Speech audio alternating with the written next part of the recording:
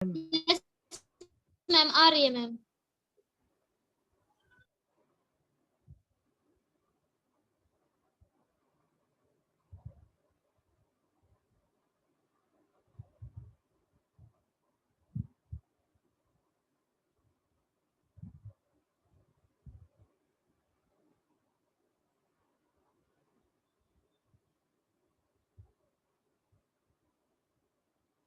तो कल हम बात कर रहे थे एटमॉस्फेरिक विंडो की, और कोई ऐसा बच्चा हो जिसको एटमॉस्फेरिक विंडो समझ नहीं आए तो आज पूछ सकता, अदरवाइज हम नेक्स्ट जो है मूव करते हैं फर्स्ट चैप्टर के ऊपर।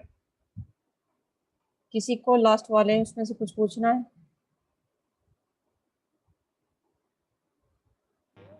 मैम एक बार रिपीट करवा दोगे? कल क्यों नहीं थे? मैम एक्चुअली फोन मेरे पास था कल।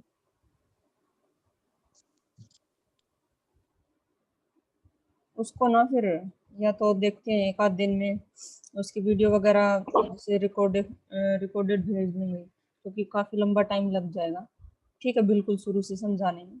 मान ले मैं उन बच्चों से पूछ रही हूँ जिन्होंने जैसे किया था, और मान लो जिन्होंने क्लास लगाई थी उनको समझ नहीं आया तो उनकी कोई छोटी मोटी क्वेरी मिलेगी।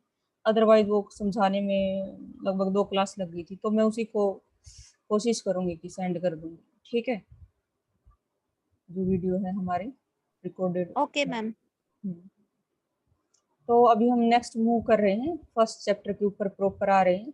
तो जो हमारे कुछ बेसिक्स थे, जो आगे की चीज़ों को समझने के लिए जरूरी थे, वो ऑलमोस्ट हमारे आई थिंक क्लियर हो गए होंगे आप लोगों के। तो फर्स्ट चैप्टर है हमारा है एरियल फोटोग्राफी। ठीक है,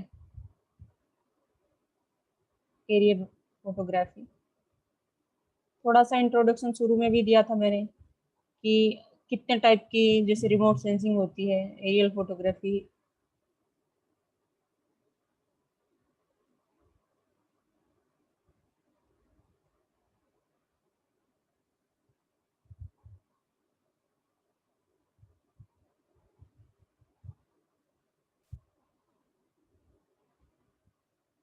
ठीक है, तो हमारे जो फर्स्ट चैप्टर है एरियल फोटोग्राफी का, और हमारा जो सब्जेक्ट है रिमोट सेंसिंग एंड जीआईएस। ठीक है, रिमोट सेंसिंग होता है दूर संवेदन, यानी दूर से ही किसी चीज के बारे में जानकारी प्राप्त कर लेना। तो किसी भी चीज के डायरेक्ट कांटेक्ट में यानी फिजिकल कांटेक्ट में आए बिना, यानी किसी चीज को टच किए बिना, ठीक है, समझ रहे हो? तो यानी किसी भी चीज के फिजिकल कांटेक्ट में या डायरेक्ट कांटेक्ट में आए बिना उसके बारे में जानकारी प्राप्त कर लेना, वो क्या कहलाता है? रिमोट सेंसिंग कहलाता है। जैसे कि हमारी आंखें हैं, ठीक है, तो कोई दूर कोई भी चीज है तो हमारी आंखों को जो है टच करने की जरूरत नहीं पड़ती, तो दूर से ही किसी भी चीज का मान लो कलर है, किसी भी मान लो जैसे कोई भी चीज रखी है तो उसका साइज है, वो सारी चीजें, कलर है, साइज है, टेक्सचर है, काफी सारी चीजें जो है हम हमें आंखों से ही पता चल जाती है। तो यानी यहाँ क्या हुआ, जो हमारी आंखें हैं वो रिमोट सेंसिंग का काम कर रही है, दूर से संवेदना, यानी दूर से ही, यानी हमारी आंखें संवेदनशील हैं, ग्रहणशील हैं, दूर से ही जानकारी को ग्रहण कर रही हैं। ठीक है, दूर संवेदन, दूर से ही जो है संवेदनाएं या जानकारी प्राप्त कर लेना। क्लियर है? जैसे कि ये तो ऑप्टिकल वाला हो गया, आंखें जो हमारी एक सेंसर का काम कर रही हैं, सेंस कर रही ना। हमारे पहले थोड़ा सा हमने डिस्कस किया था कि हमारे जो शरीर में है 5 सेंसेस हैं। सेंसेस क्या होती हैं? एक तरह की ऐसी सिस्टम होता है जिससे हम चीजों के बारे में पता कर पाते हैं। जैसे आंखें हैं, तो आंखें भी एक तरह सेंसर है, उससे काफी सारी चीजें हम ग्रहण कर पाते हैं। भी कलर देख लिया किसी चीज का, टेक्सचर देख लिया, साइज पता चल गया। ठीक है, कान है, कान भी सेंसर है। कान से क्या है, तुम्हें साउंड वाली यानी सुनने की, जो भी सुनने से रिलेटेड जो भी चीजें हैं, यानी साउंड वेव से जो भी चीजें इंफॉर्मेशन आती है वो आपको पता चल जाती है। ठीक है, आपकी जीभ है, उससे भी टेस्ट का पता चलता है, यानी वो भी एक मतलब सेंसर है। सेंस का मतलब होता है कि आप कुछ, यानी आप ये एक टूल है आपके शरीर में, एक यंत्र है जिनके द्वारा आप चीजों के बारे में जानकारी प्राप्त कर सकते हो। तो ये ग्रहणशील हैं। तो हमारे शरीर में 5 जो इंद्रियां हैं वो सारी चीजों को, यानी एक तरह का, जैसे कान है वो साउंड वेव्स को करेंगे, ठीक है, तो आंखें हैं वो लाइट वेव्स हैं, देखने वाली जो तरंगे हैं उनको करेंगी, ठीक है, और आपकी जीभ है वो टेस्ट वाली मतलब चीजों को करेंगी। तो ये जो भी हमारे 5 के 5 मतलब जो सेंसेस हैं वो चीजों को ग्रहण करने का, बाहर की चीजों के बारे में जानकारी ग्रहण करती है।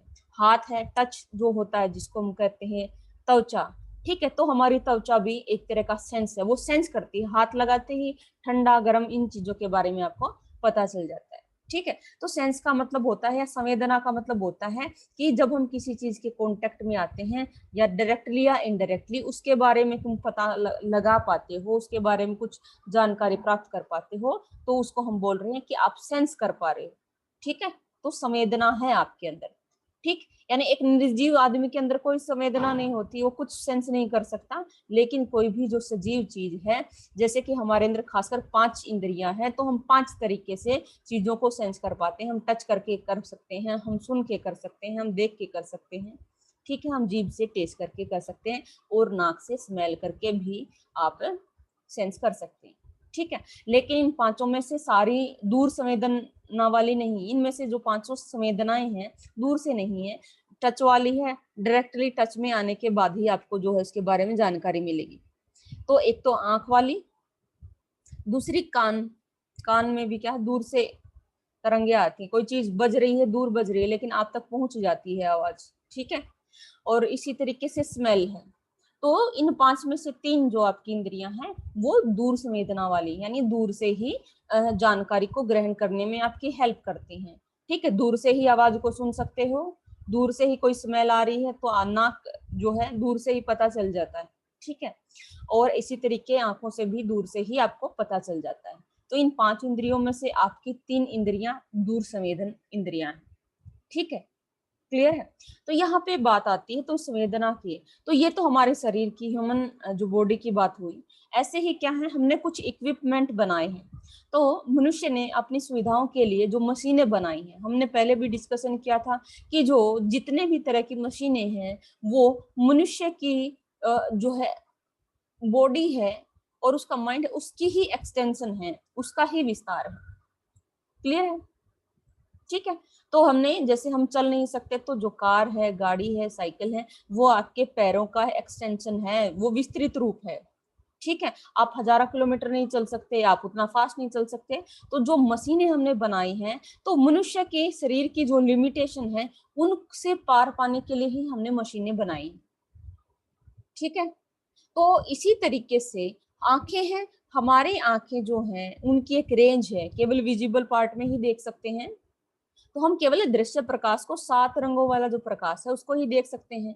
हम इंफ्रारेड को नहीं देख सकते, हम अल्ट्रावायलेट रेज को नहीं देख सकते, ठीक, हम एक्सरेज को नहीं देख सकते, क्लियर है। तो हमारी आंखें लिमिटेड है, और कितनी दूरी तक की चीजें देख पाते हो वो भी लिमिटेड है, ठीक है। तो इन सारी चीजों को, यानी ये जो मनुष्य के शरीर की जो लिमिटेशन है या मनुष्य की आंखों की जो लिमिटेशन है उसको और विस्तार देने के लिए, उसको और एक्सटेंशन देने के लिए हमने क्या है, कुछ मशीनें बनाई है। जैसे कि पैरों से उतना नहीं चल सकते तो हमने क्या है, गाड़ी बना ली, ठीक है, पैर थक जाएंगे पर गाड़ी नहीं थकेगी, ठीक है। तो उसी तरीके से आंखों, जो आंखें हमारी सेंस करती हैं, ठीक है, तो उस कमी को जो बहुत ज्यादा बड़े पैमाने पर उसका नहीं कर सकते, उस कमी को दूर करने के लिए हमने कुछ टूल्स बनाए हैं, कुछ मशीनें बनाई हैं। तो जिनमें पहला है कैमरा है, ठीक है। तो कैमरा एक तरह की मशीन है, ठीक है। जिस तरीके से हमारी आंखें देखती हैं कलर, 7 रंगों वाला जो प्रकाश है, तो जो कैमरा होता है, जो नॉर्मल कैमरा होता है वो भी उसी प्रकाश को देख पाता है, ठीक है। लेकिन हो सकता है कि दूसरे क्या बोलते हैं कि हमारी आंखें तो क्या, हमने कोई चीज देख ली तो हम एज इट इज कैप्चर नहीं कर सकते ना, चीजें बदल गई। तो उसमें कैमरे में क्या होता है कि मान लो आपने 10 बजे लिया, तो उस समय पे जो भी अवेलेबल था उसका एक निश्चित फिक्स टाइम का, फिक्स स्थान का, उस स्थान का और निश्चित समय का फोटो खिंच गया, वो परमानेंटली वो इंफॉर्मेशन आपके पास रहेगी। लेकिन देखते हैं हम भी चीजें हैं, मान लो आप देख रहे हो, एक आप देख रहे हो, एक कैमरा देख रहा है, तो कैमरा क्या करेगा, कैमरे से जो फोटो लिया वो परमानेंटली है, उसमें चेंज नहीं होगा, लेकिन यानी वो बिल्कुल क्लियर होगा, उसमें जो जानकारी आ गई वो क्लियर आ गई। लेकिन जैसे हम भी देखते हैं, तो हम नॉर्मल आंखों से जब हम देख रहे हैं तो हमारे दिमाग में भी एक तरह का चित्र छपता है, जैसे कि कैमरा एक फोटो लेता है, उसका जो चित्र छपता, उसी तरीके से जो हमारी आंखें हैं वो भी कैप्चर करती हैं, एक इमेज कैप्चर करती हैं, एक तरह का फोटो कह लो या इमेज हमारे दिमाग में बनती है। लेकिन वो इमेज उतनी परमानेंट नहीं होती है, ठीक है। अब मान ले आप जो अभी देख रहे हो, इसके ऊपर मान ले आपके स्क्रीन पे जो है, क्या यूं का यूं फोटो का फोटो ऐसे थोड़ी छपा रहेगा, थोड़ी देर के बाद आपके दिमाग में वो चीजें रह भी सकती हैं, उसमें से कुछ स्पेसिफिक चीजें रह सकती हैं, बाकी की चीजें नहीं रहेंगी। आधी चीजों पे आपका ध्यान होगा, आधी चीजों पे नहीं होगा, वो भूल जाओगे कि स्क्रीन के ऊपर क्या था। लेकिन फोटो में जो जहां पे था, जितना जगह का फोटो लिया है, उसमें हर एक चीज यूं की यूं आएगी और वो डिलीट नहीं होगी। मतलब डिलीट क्या है, हमारे दिमाग में जब आप किसी के बारे में सोचते हो, ठीक है, आपके दिमाग में जो एक इमेज बनती है वो समय के साथ धुंधली हो जाती है, एज इट इज आपको याद नहीं रहती है, ठीक है। तो यानी ये एक एक्स्ट्रा बेनिफिट है, ठीक है। तो ये एक एक्स्ट्रा बेनिफिट है यानी कैमरे का, यानी हमारी आंखें हैं उनकी एक लिमिटेशन है, ठीक है, हम देख सकते हैं, चीजों को सेंस कर सकते हैं, लेकिन एक परमानेंट जो image capture, permanent image capture करना बहुत मुश्किल होता है। कई बार क्या होता है, आप किसी को जानते हो, आपको उसकी शक्ल याद है, लेकिन अगर आप जैसे सोचोगे तो उतना क्लियरली आपके दिमाग में अगर सोचो ना, यूं अभी जैसे आपको फोटो ही उतारना हो या किसी को डिटेल बतानी है तो नहीं कर पाते हो, ठीक है।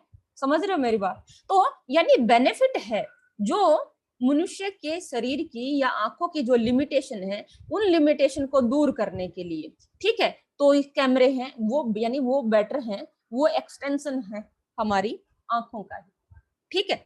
तो आंखों को एक्सटेंशन करने के लिए हमने कैमरा बनाया, क्लियर है।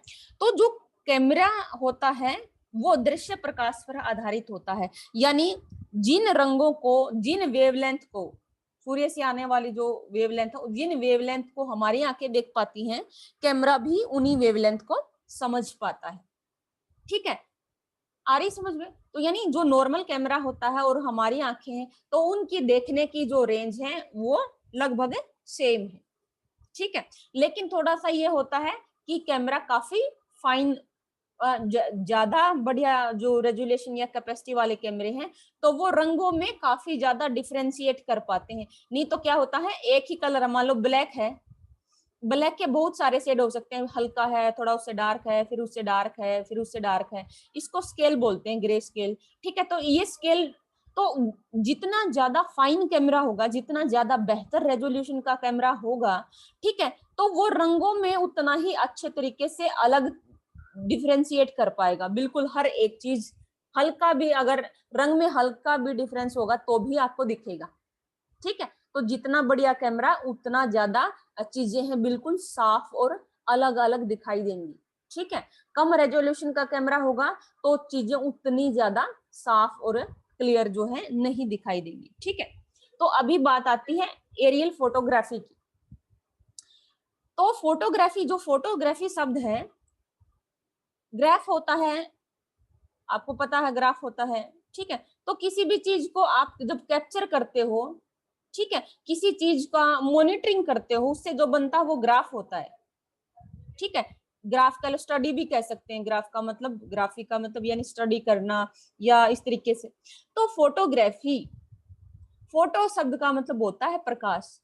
सूर्य, जैसे सूर्य की किरणें आती है ना, उसमें से जो दृश्य वाला प्रकाश है जिसको देख सकते हैं, तो हमने कहा ना कि उसमें थर्मल प्रॉपर्टी भी होती है। सूर्य के प्रकाश में जो सूर्य का विकिरण है उसमें बहुत तरह की किरणें होती हैं, लेकिन यहाँ पे हम केवल किन की बात कर रहे हैं, जब हम फोटो शब्द यूज करते हैं तो जिसको मनुष्य की आंखें देख सकती हैं, वो दिखने वाला जो वेवलेंथ है ना, तो मैंने कहा कि बहुत तरह की वेवलेंथ होती हैं, उनमें से जो दिखने वाली हैं, यानी ब्लू कलर से शुरू होके रेड कलर तक की जो रेंज है, अल्ट्रा वायलेट से लेके रेड तक की रेंज वाला जो, यानी लगभग क्या बोलेंगे 4 माइक्रोमीटर से लेके 7 माइक्रोमीटर तक की वेवलेंथ वाला जो हिस्सा है वो दृश्य प्रकाश में आता है। ठीक है, तो जो फोटो शब्द होता है तो फोटो का मतलब यानी जो ऐसा कैमरा, ठीक है, एक तो सैटेलाइट पे जो सेंसर होते हैं ना वो उनको हम कैमरा या फोटो उनसे जो लेते उसको फोटोग्राफ नहीं कहेंगे। मान लो सेंसर से आपने माइक्रोवेव जो किरणें हैं उनको कैप्चर करके इमेज बनाई है, उसको हम इमेज बोलते हैं। लेकिन कैमरे जो नॉर्मल कैमरा फोटो लेता है, ठीक है, उसको हम फोटो कहते हैं क्योंकि वो दृश्य प्रकाश पर आधारित है, उसके लिए हम इमेज नहीं यूज करते। लेकिन अगर कोई सेंसर है जो माइक्रोवेव की जो किरणें हैं उनसे बनाया गया हो या अल्ट्रावायलेट रेज से बनाया गया हो या एक्सरे से बनाया गया हो, मान लो तुमने देखे होंगे एक्सरे हैं तो वो भी एक तरह की इमेज ही ना, लेकिन उसको हम फोटो नहीं बोलेंगे क्योंकि वो एक्सरे से लिया गया है, ना कि वो दृश्य प्रकाश से बनाया गया है। ठीक है, तो एक मैं एक चीज क्लियर करना चाहूंगी, जो फोटो शब्द का मतलब होता है खासकर जो दृश्य प्रकाश पर आधारित हो, दृश्य प्रकाश की सहायता से जो स्टडी किया जाता है या बनाया जाता है, ठीक है, या देखा जाता है। ठीक है, तो ये तो हो गया हम फोटोग्राफ। फोटोग्राफ होता है यानी कैमरे से किसी भी चीज का चित्र लेना, ठीक है, क्योंकि वो दृश्य प्रकाश पर आधारित है इसलिए हम उसको एक फोटोग्राफ बोलते हैं। ठीक है,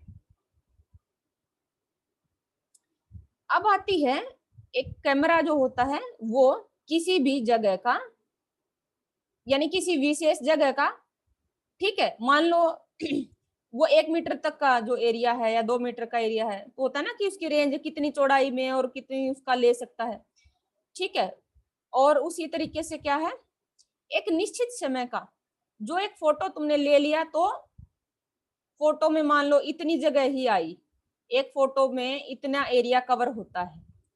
ठीक है, तो इस इतने एरिया का और एक विशेष समय जब आपने फोटो क्लिक किया उस समय का और उस एरिया का निश्चित हो गया, वो परमानेंट डिटेल आ गई। ठीक है, परमानेंट डिटेल आ गई उसमें।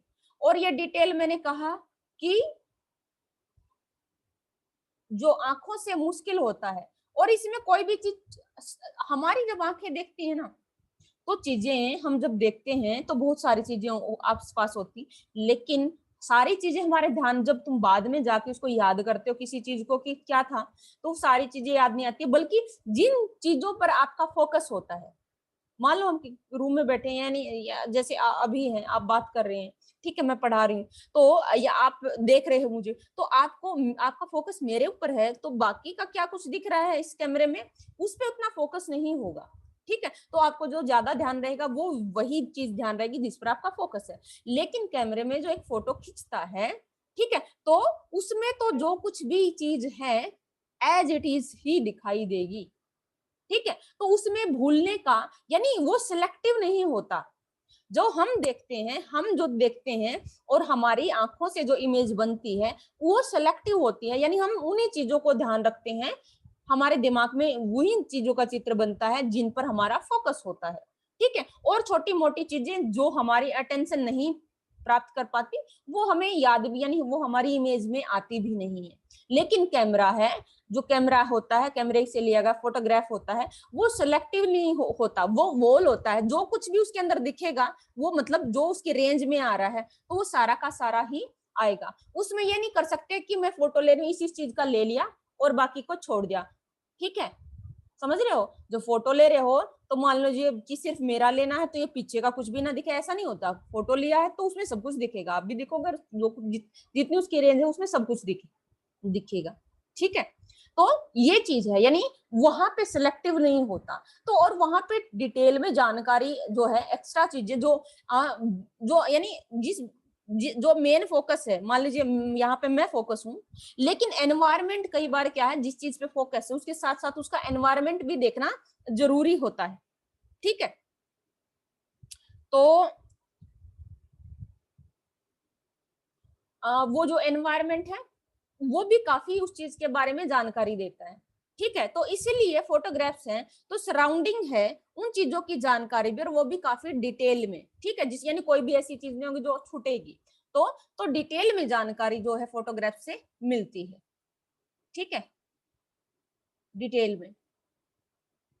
तो माइन्यूट से माइन्यूट डिटेल, छोटी से छोटी डिटेल है, वो आप फोटोग्राफ्स में देख सकते हो, जो कि आपकी आंखों से संभव नहीं हो पाता है। आपकी आंखों से जो आपके दिमाग में इमेज बनती है उसमें ऐसा संभव नहीं हो पाता है। अच्छा, अब बात आती है, फोटोग्राफ कर लिया, ये फोटोग्राफ जो नॉर्मल कैमरे से फोटो लेते हैं वो फोटोग्राफ है। क्यों कहते हैं फोटोग्राफ? क्योंकि ये दृश्य प्रकाश पर आधारित है, और फोटो का मतलब ही दृश्य होता है, जो सूरज से जो दिखता है। ठीक है। अच्छा, अब फोटोग्राफ दो तरीके से लिए जा सकते हैं। ठीक है, एक तो फोटो है, आप यहाँ पे खड़े हो, आपने कैमरा लिया है, ठीक है, तो आप ये हॉरिजॉन्टल वे में, ये इस साइड का, मान ली यहाँ पे पेड़ खड़ा है, ठीक है, तो आपने यहाँ इसका फोटो लिया, तो आप जैसे यानी आप जो पृथ्वी के समानांतर जब खड़े होते हैं, यानी पृथ्वी के ऊपर खड़े हैं, समानांतर खड़े हैं, और जब तुम किन्हीं चीजों का फोटोग्राफ लेते हो, यानी वो होता है हॉरिजॉन्टल पर्सपेक्टिव।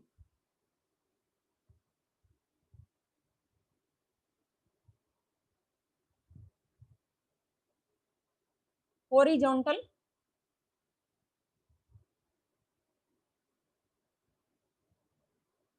पर्सपेक्टिव, क्षैतिज संदृश्य,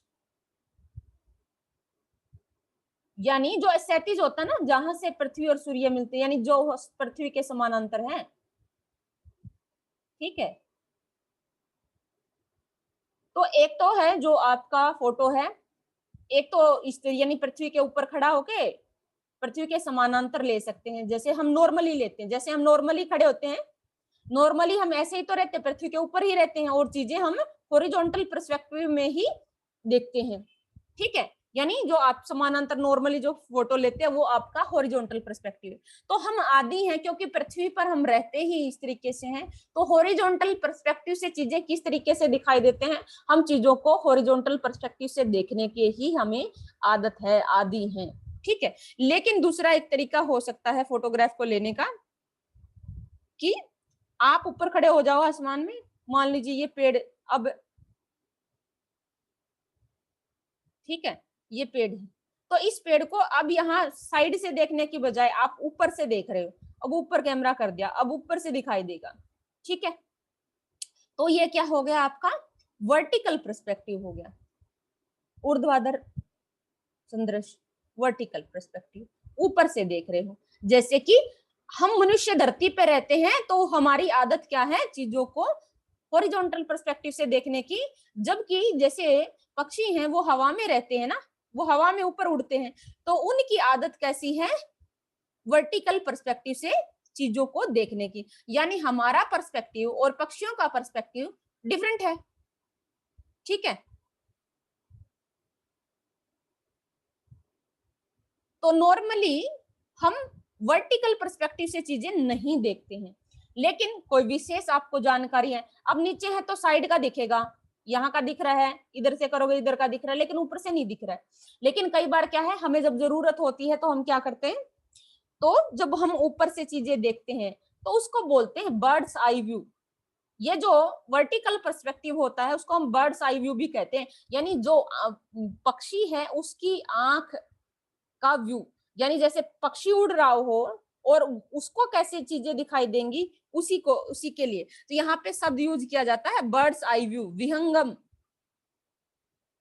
ठीक है, विहंगम दृश्य, बर्ड्स आई व्यू, जैसे पक्षी की आंख का दृश्य, जैसे पक्षी की आंख, पक्षी देखेगा ना अपनी आंख से उड़ता हुआ। ठीक है, बर्ड्स आई व्यू। ठीक है, तो वर्टिकल पर्सपेक्टिव को बर्ड्स आई व्यू भी बोलते हैं। ठीक है,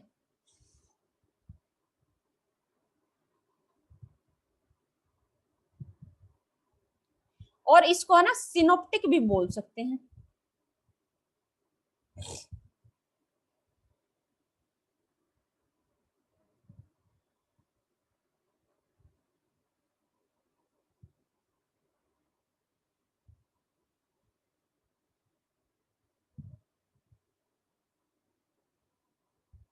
इसको हम क्या है, साइनोप्टिक, जो साइनोप्सिस होता है या सिनोप्टिक होता है, उसका बर्ड्स आई व्यू होता है किसी भी चीज का, मुख्य मुख्य ऊपर से जो सार होता है, ठीक है, तो साइनोप्टिक, इसके लिए एक सब ये भी यूज कर सकते हैं, साइनोप्टिक व्यू, ठीक है, यानी जिसमें पूरी की पूरी चीज, सारी चीज दिखाई दे, साइनोप्टिक व्यू।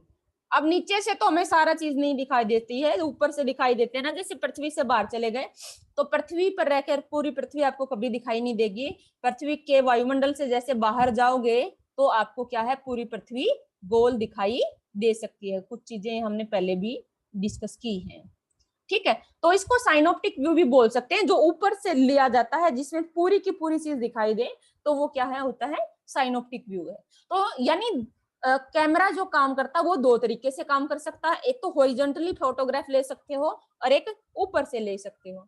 तो अब जरूरत की बात है, अगर आपका जो काम ऐसा है जिसमें हॉरिजॉन्टल पर्सपेक्टिव की जरूरत है तो हॉरिजॉन्टल से लीजिए, लेकिन अगर किसी भी चीज के बारे में पूरी जानकारी चाहिए, अब मान लीजिए जैसे शहर है, अगर आपको पूरा शहर देखना है तो नीचे तुम खड़े होके कैमरे से पूरे शहर का फोटो नहीं देख सकते हो, यानी उसकी जानकारी नहीं मिल सकती, आपको आसमान में थोड़ा ऊपर जाना पड़ेगा, काफी ऊंचाई पे जाना पड़ेगा, तब आप पूरे शहर को देख पाओगे। यानी जो आपका वर्टिकल पर्सपेक्टिव है या साइनोप्टिक व्यू है, उसका सबसे बड़ा फायदा क्या है कि ज्यादा एरिया को देख पाते हो। हॉरिजॉन्टल पर्सपेक्टिव में क्या है, ज्यादा एरिया को नहीं देख पा, जितना ऊपर उठोगे, जितना ज्यादा ऊपर उठोगे उतने ज्यादा एरिया को, थोड़ा मान लो 100 मीटर उठे तो हो सकता है कि थोड़ा कुछ घर दिखाई दे, जितना ज्यादा ऊपर उठोगे शहर दिखाई देगा।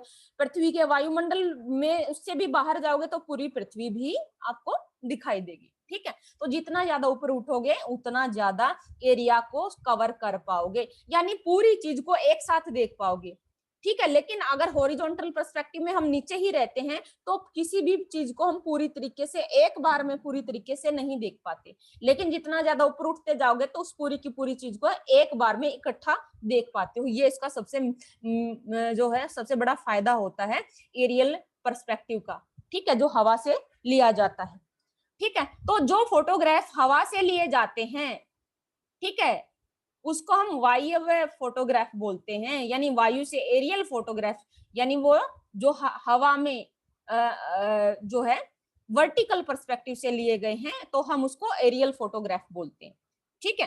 तो हॉरिजॉन्टल जो फोटोग्राफ हैं, जो नॉर्मल हम फोटोग्राफ लेते हैं तो उनको तो हम लेते ही हैं, उनकी खासकर यहाँ पे जो हम रिमोट सेंसिंग, यहाँ पे रिमोट सेंसिंग और ये एरियल फोटोग्राफ ये मानचित्रों को बनाने के लिए उपयोग करते हैं, ठीक है। तो पहले मैनुअल सर्वे होता था, ठीक है, तो सर्वे से ही कहां पर क्या चीजें मिलती है, लेकिन फोटोग्राफ में कहा ना कि एक फोटोग्राफ ले लो, सारी चीजें डिटेल उसमें एक एक चीज उसमें मिल जाएगी, तो बड़ा आसान हो जाता है। अगर तुम वैसे जाओ ढूंढने के लिए शहर में कहाँ पे क्या क्या है तो बहुत लंबा टाइम लगेगा, बहुत एफर्ट लगेगा, लेकिन फोटोग्राफ में एक बार आपने एरोप्लेन में गए, एक फोटो लिया तो पूरे शहर की सारी चीजें एक ही बार में आपको सारी डिटेल मिल जाएंगी, ठीक है। तो यानी ये जो एरियल फोटोग्राफ जिसके बारे में बात कर रहे हैं और जो रिमोट सेंसिंग सैटेलाइट से जो इमेज ली जाती हैं तो उनका प्रयोग मानचित्रों को बनाने के लिए किया जाता है।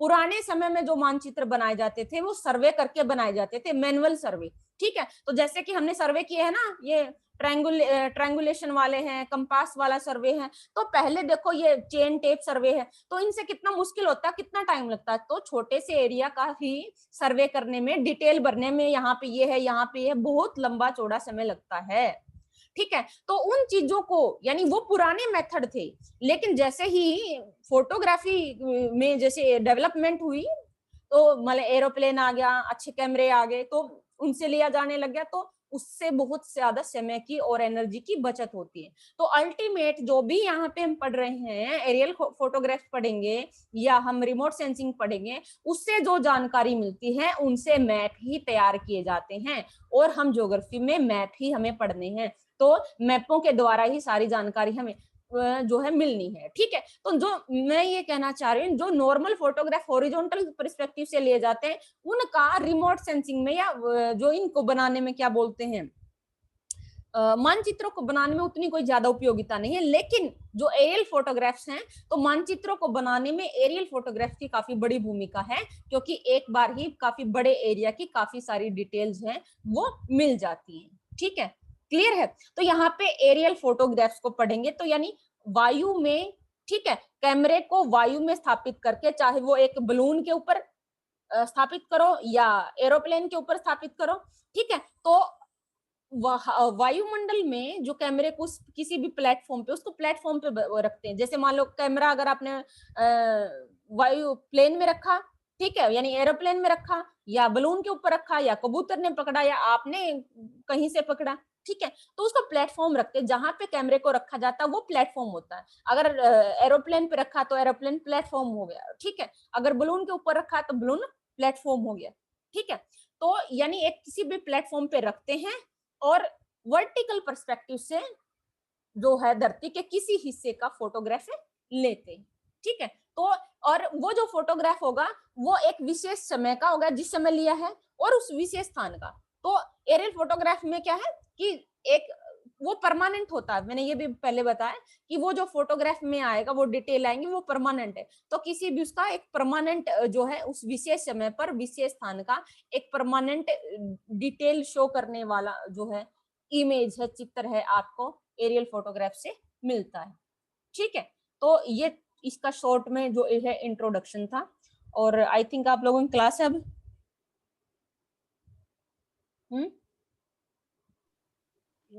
Yes ma'am.